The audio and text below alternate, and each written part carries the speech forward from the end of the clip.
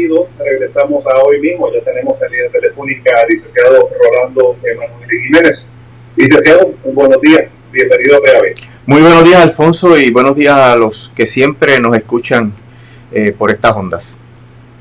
Recientemente, Joseph Stiglitz, premio Nobel de Economía, estuvo por Puerto Rico y nos vuelve a dar un diagnóstico que es muy bueno, el diagnóstico que nos da Stiglitz. Correcto, Alfonso. Estuvo en una actividad académica del Centro para la Nueva Economía y en la Intermetro, explicando entre las dos conferencias, pues explicó obviamente el marco de economía internacional y cómo esto incide en Puerto Rico a la luz de lo que se está haciendo, el proceso de ajuste de la deuda, y las lecciones que nos dio fueron muy importantes.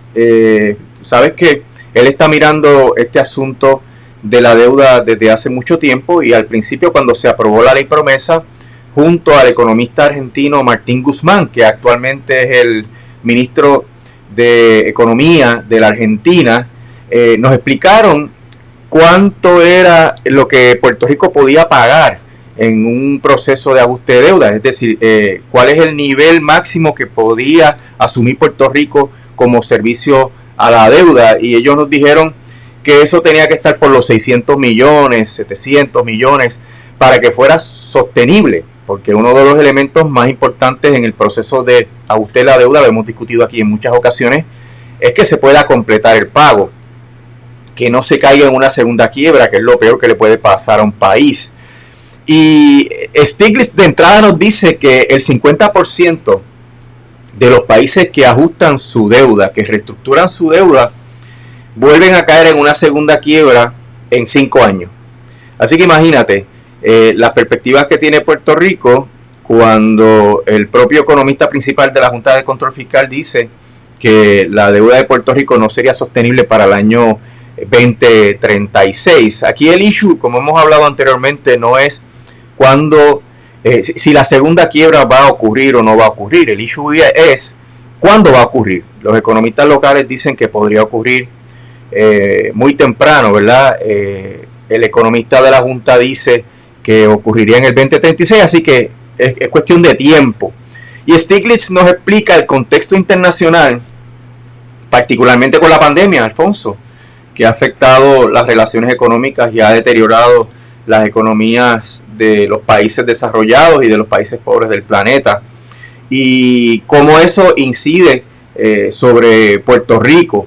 Mira, en cuanto a las vacunas, él nos dijo unas cosas bien interesantes, porque resulta que el problema que hay con las variantes que pues generan esta preocupación de que las vacunas eventualmente no funcionen, es porque el virus se está reproduciendo libremente en muchos lugares del mundo donde la vacuna no ha llegado con la cantidad necesaria para poder inmunizar a las poblaciones de esos países.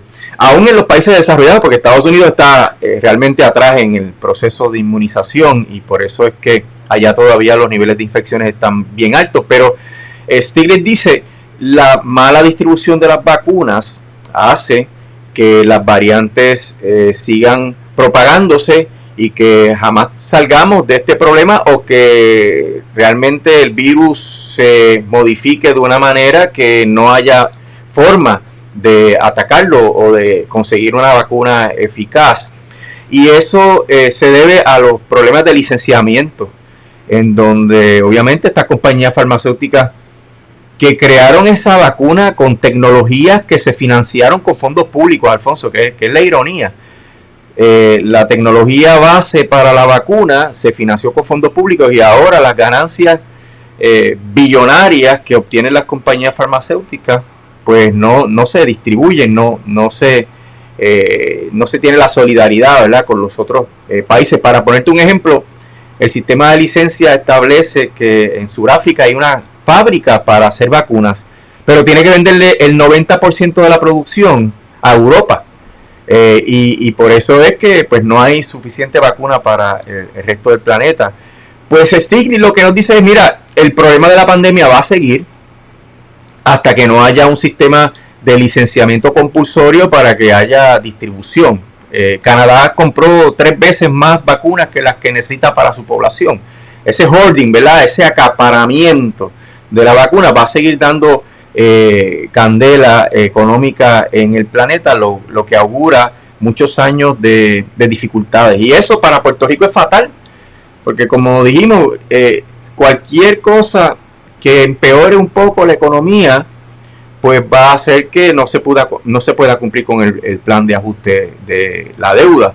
Ahora salen las noticias que Luma va a pedir otro aumento en la tarifa. Todos esos factores se concentran en la situación de Puerto Rico y hace que sea más improbable cumplir con el plan de ajuste de la deuda. Pero Stiglitz nos dice además que el asunto de moverse a la energía renovable, Alfonso, es vital, porque en la medida en que se están llevando a cabo estos acuerdos internacionales para reducir las emisiones, pues los países que venden petróleo pues van a tener una merma en la producción de ingresos, ¿verdad?, para sus economías, pero va a ser indispensable moverse a la energía renovable y limpia, lo cual va a crear unas transformaciones económicas tanto nacionales como internacionales, y los países que no se muevan en esa dirección van a quedar totalmente rezagados,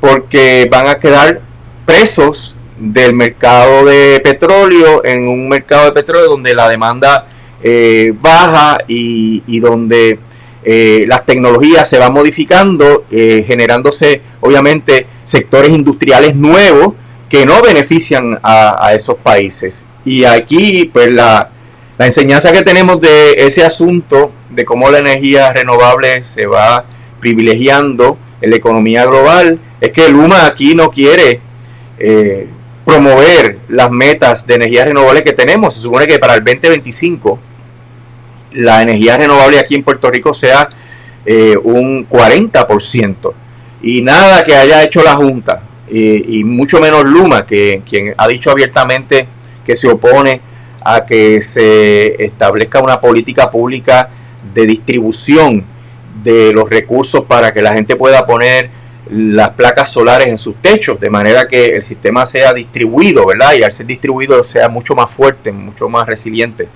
Y esa dirección que nos lleva a Luma y la Junta porque la Junta es quien puso a Luma ahí, y la Junta ha cancelado múltiples contratos de energía renovable, ha puesto unos topes para los contratos de energía renovable, o sea que la Junta le está poniendo piedras en el camino al proceso de energía renovable, pues nos va a hacer incumplir con esas metas que tenemos aquí en Puerto Rico, y nos va a dejar rezagados en el ámbito internacional y en las oportunidades que tenemos de crear nuevas industrias. Mira, Puerto Rico estamos privilegiados por el sol y por el viento, y aquí no ha habido ningún impulso para crear manufactura de los equipos solares, para crear empresas de servicios relacionadas a los equipos solares, investigación y desarrollo sobre la tecnología de energía renovable. O sea que tenemos una posición única, y Stiglitz lo que dice es eso: una gran oportunidad de crecimiento económico está en las áreas de la energía renovable, y aquí estamos como el cangrejo para atrás, ¿verdad? Y todo eso incide en la capacidad de Puerto Rico de crecer económicamente, y Stiglitz nos dice que sin crecimiento no se puede pagar la deuda. Las propias proyecciones de la Junta de Control Fiscal establecen que el crecimiento, cuando exista, va a ser mínimo, y que en varios de los años próximos, ¿verdad?, vamos a tener crecimientos negativos, y eso es fatal, porque es como en la deuda hay que pagarla porque está asegurada por una sentencia, pues hay que ir menoscabando el presupuesto. Y hemos hablado anteriormente que el servicio a la deuda, conforme a todos estos acuerdos y los pagos a los pensionados, va a ser de 3.113 millones de dólares anuales, que hay que restarle a un presupuesto de 9.000 o de 10.000 millones de dólares al año cuando la cosa está buena. Y entonces eso nos deja con 6.000 y pico de millones para atender todas las otras necesidades del país. Eso es insuficiente, Alfonso, y el que la economía se vaya deteriorando va a ir reduciendo paulatinamente o drásticamente, si ocurre algún evento no esperado, va a ir reduciendo ese presupuesto, lo cual va a generar entonces mala calidad de vida en Puerto Rico, servicios a las poblaciones marginadas malos, y va a fomentar la emigración, y es otro de los asuntos que Stiglitz toca, ¿verdad? Nos dice, mira, el asunto de la emigración es algo vital aquí en Puerto Rico, porque Puerto Rico ha perdido mucha población en los últimos 10 años. Teníamos 3.8 millones, estamos en 3.1 millones, y mientras más gente se vaya, pues menos consumo, menos contribuciones se recaudan, y por tanto más endeble el aparato gubernamental. Es curioso, sí. No, es que este fin de semana estaba leyendo un artículo de Bloomberg, de la revista digital Bloomberg. Y te voy a más que el título, porque quizás es a lo que está apuntando la Junta a esto. Dice: cero impuestos, golf y casas de playa crean una isla que es un cripto paraíso. Y entonces dice, después de un año meteórico, los inversionistas se están moviendo a Puerto Rico para ahorrarse tanto los impuestos individuales como corporativos. Esa es lo que tiene en mente la Junta. Bueno, eso viene de Fortuño, ¿verdad? Con las leyes 20 y 22, el crear un paraíso fiscal, porque es parte del el esquema, ¿verdad? El andamiaje colonial. El colonizador quiere sacar el máximo de ganancias y no solamente explota a la colonia desde los términos de agricultura, de manufactura, mano de obra barata, industrialización con bajos costos, ausencia o impuestos mínimos. Pues ahora esto se ha extendido con las leyes 20 y 22 a los individuos, ¿no? Para supuestamente atraer gente que haga inversiones en Puerto Rico, pero lo que genera es la extracción de la ganancia, porque esa gente vive, consume y no hace la aportación que corresponde al fisco del país, que es lo que permite entonces que podamos tener dinero suficiente para cumplir con la deuda. O sea, esas son políticas que son totalmente contradictorias a los objetivos de tener suficiente dinero para pagar la deuda. El asunto de los tax expenditures en Puerto Rico, que son todos estos incentivos y exenciones contributivas, es algo escandaloso. Anualmente, Puerto Rico concede 20,000 millones de dólares en exenciones e incentivos, particularmente a la gente de afuera, ¿no? Y eso lo que implica es que Puerto Rico deja de devengar en contribuciones esa cantidad. No todos son incentivos y exenciones malas, ¿verdad? Hay cosas que son positivas e indispensables, como por ejemplo el que tú puedas eximir en tu planilla de contribución sobre ingresos los intereses hipotecarios, porque eso te ayuda a que tú puedas adquirir una casa y que puedas pagar una casa. Hay cosas que, pero no se ha hecho el análisis, que es el problema, de qué incentivos o exenciones son buenas para el país y cuáles son inoficiosas, no crean empleo, no crean crecimiento económico, meramente son esquemas de saqueo del país. Y eso es desafortunadamente uno de los problemas que tiene, que el modelo de Puerto Rico, la economía, el modelo de traer gente aquí para que no paguen contribuciones, es un modelo que ha demostrado su fracaso. Esa era la política de incentivos industriales que tenía Puerto Rico, y mira dónde estamos. Una situación económica terrible y de una insolvencia del gobierno. Pues ellos siguen pensando en la misma cosa. Mira, este último proyecto disparatado de ofrecer incentivos contributivos a los boricuas que regresen a Puerto Rico, es parte de la misma visión de crear un paraíso fiscal para que la gente le saque el jugo, y quienes pagamos, Alfonso, somos los que vivimos y pagamos contribuciones aquí, porque somos los que tenemos los servicios del gobierno malos, y nosotros podemos manejarnos bien, afortunadamente, pero la gente marginada, los más vulnerables de Puerto Rico, pasan las de Caín, por esta falta de servicios y por esa falta de oportunidades y de educación. Así que todo esto complica el panorama. No hay ningún tipo de incentivo para los que nos hemos quedado aquí y estamos mordiendo el hueso. Sí, y no hay ninguna dirección. Mira, Stiglitz dice dos cosas más que son bien importantes. Los bancos gubernamentales son herramientas esenciales para la creación de una clase empresarial local que se enfoque en la ingeniería, la inteligencia artificial, en la propiedad intelectual. Y aquí liquidamos el Banco Gubernamental de Fomento en el proceso de la Junta y de la Ley Promesa.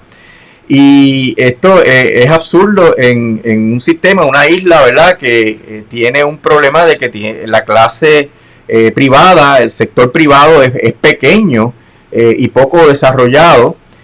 Pues las herramientas que se puedan tener mínimas para poder desarrollar ese sector, pues las han liquidado, porque como no tenemos poder soberano, ni capacidad de entrar en organismos internacionales, ni capacidad de establecer convenios internacionales que ayuden a las clases empresariales o que protejan las clases empresariales locales, pues lo único que nos queda es ese asunto de tener un motor financiero dentro de Puerto Rico que ayude al desarrollo de ese empresarismo local. Y el otro asunto que dice Stiglitz, que vemos cómo la Junta va caminando en la dirección contraria: la educación, la investigación y el desarrollo.